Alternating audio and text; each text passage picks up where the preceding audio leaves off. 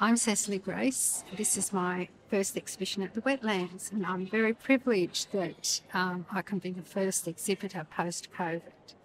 Congratulations. This is your second exhibition as a fibre artist. It's wonderful. Where did you get this love of birds and stitch and photography from, Cecily? Well, probably they're all lifelong activities and interests, and the nice thing about being retired is that I have the time now to put them all together into one activity. So loving birds from when I was a child in Gosford, loving printing from doing art at school and silkscreen printing, and I've always loved doing things with my hands, knitting, crocheting, quilting, and now I just do my sort of version of what I call stitching. It comes together beautifully. You have such a quirky eye, though. You seem to capture the personality of every bird. That might be because I think birds are very amusing.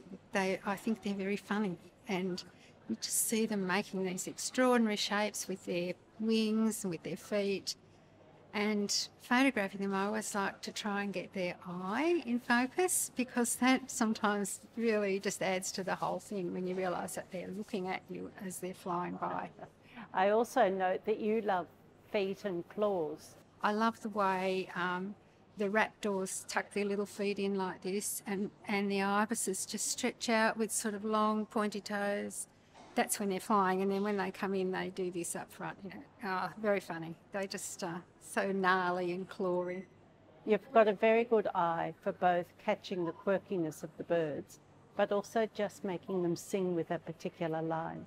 I think that the idea is not to embroider. I'm not really trying to add to anything. I'm just trying to emphasise, and emphasising shapes, the shapes that their various parts of their bodies made. And the compositions, they come together, like on the nest, it's just there. And the ones down there that are like a mess, that's what they are. And I'm just doing slices through there rather than the whole scenes. And of this process of both taking photographs and then putting them through a computer to get the photographs perfect, and then choosing the ones to stitch, what part of that process makes your heart sing? The initial photography, when I've taken 200 photos in half an hour and I have to choose, and then I find the one, that's always very exciting.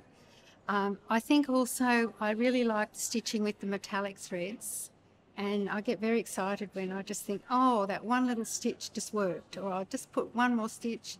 And the nice thing about it is that I can pull it out. It's sort of not like painting. It's hard if you make a mistake, you're not happy. So I can experiment with it. It's rather, it's very flexible, and it sort of suits the way I never really know what I'm doing when I start out. But in the end, I'm usually reasonably happy with it.